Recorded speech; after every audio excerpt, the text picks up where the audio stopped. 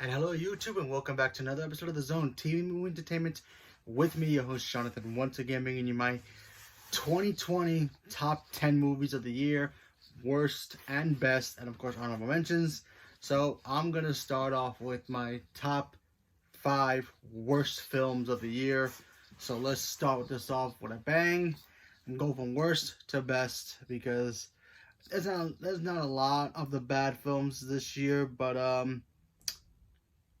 let me start with number 5. None of these movies are in particularly in order, but some of them are not as super bad as others are. But to me, they were just okay. And then from like 1 and 2, are like, yikes, where did they go wrong? So at number 5, I have Scoob, the brand new animated Scooby-Doo film that came out. Now, look, I'm a Scooby-Doo fan. I love Scooby-Doo. I thought the animation did work, and I enjoyed the animation.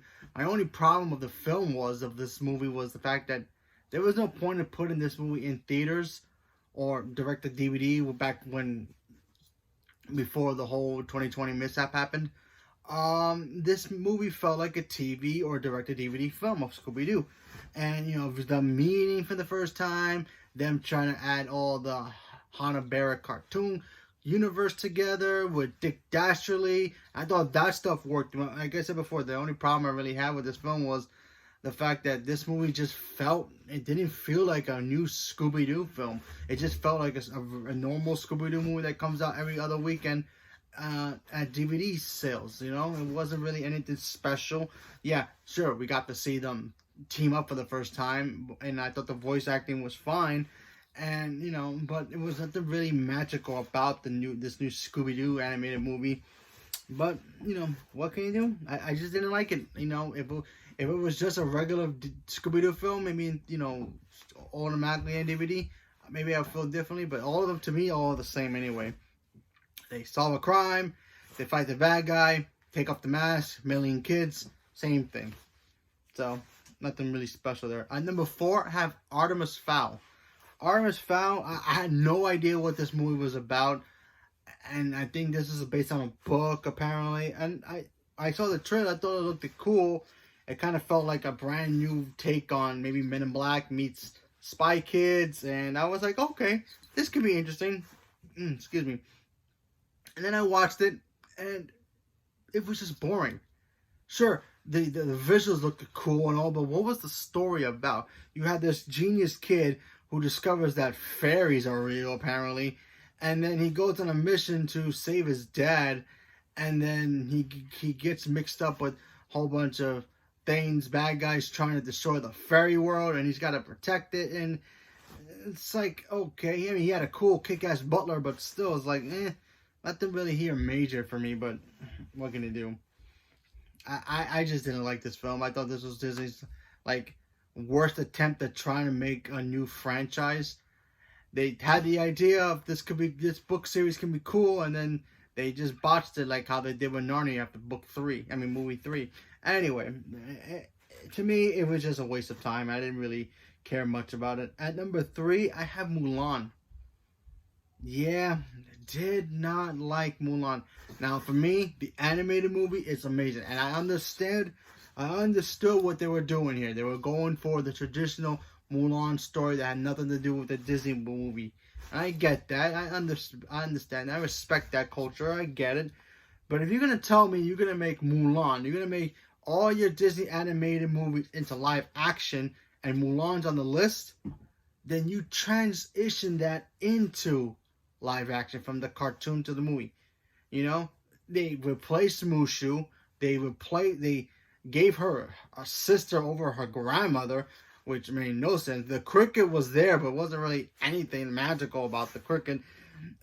And you had the emperor there. He did some things, but whatever. And the boyfriend, the commander, he was not there. Mulan, not pretending to be a boy, didn't feel like how she was in the animated thing. It was just like I said before, the actual story behind Mulan awesome. Sure, this could have been its own thing. Another studio could have picked that up and done it, and it would have been great. The action scenes were great. I actually enjoyed that scene. They actually had the mountain scene, in which I enjoyed a lot.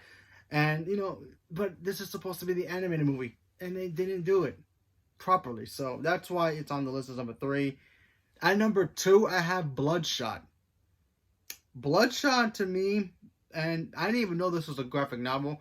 When I first saw it, I was like, okay, I like Vin Diesel. He tries.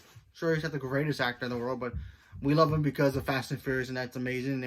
And Riddick, and also Triple X. If you don't like Triple X, can't help you with that. Anyway, we want him to succeed, and then he made this movie, and I was like, oh, this looks cool. This looks like it could be a fun film. And it was fun. I actually liked this film. But my real problem about this film was the fact that this movie felt rushed and felt like they were just slapping things together, and it made no sense. It was like, okay, here's the story, here's the execution, just get there right away. And it didn't feel like he was they made him unstoppable, but what was his motivation? His motivation, he wanted revenge for his wife dying, and he just kept dying over and over and over again. But it was just like, why make this film? Why have him? What was his actual motivation?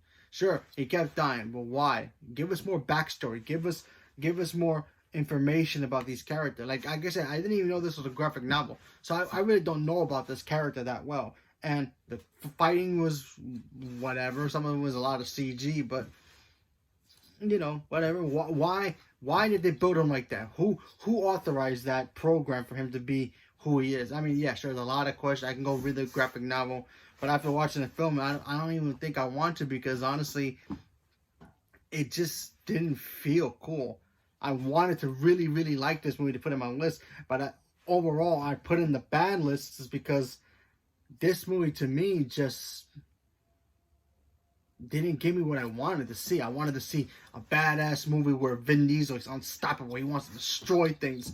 And then he goes and he does his thing, but it was just like, it was super quick. There was no execution of him being, oh, he's vulnerable. What's he got to do? He's got to push to get what he wanted. No, they made him unstoppable, and they barely used him. He had the power to heal, which was nanotechnology and all that. And he was just wrecking people like it's nothing. And normally that's a good thing, but it's like, nah. It just happened quick. He killed people, did his thing, and then he goes to the ending. And he gets his revenge, and then that's it.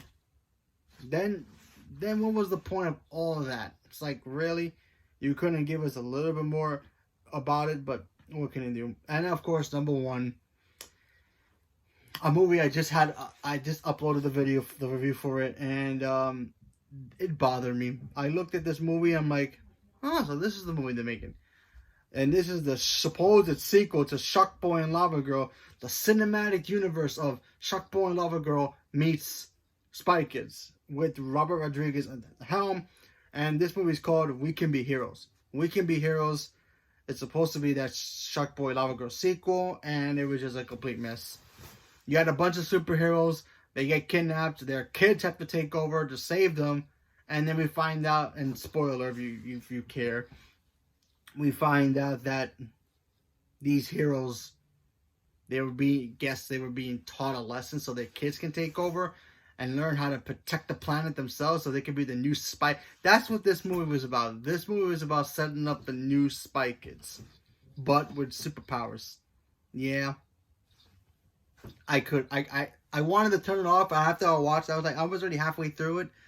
My head was hurting, and I couldn't even deal with it anymore. So, at number 5, I have Scooby. At number 4, Artemis Fowl. At number 3, Mulan. At number 2, Bloodshot. At number 1, We Can Be Heroes. So, that's my worst list of 2020. Those are the movies I've seen. Yikes. And, yeah, not a fan of them. Not a fan of them. So, leave a comment below. Let me know what your worst list is. Maybe, yours is better than mine. Maybe yours is just as mine. Maybe you like these movies. That's awesome. But to me, If I had to pick one of these movies to rewatch again, just for the hell of it,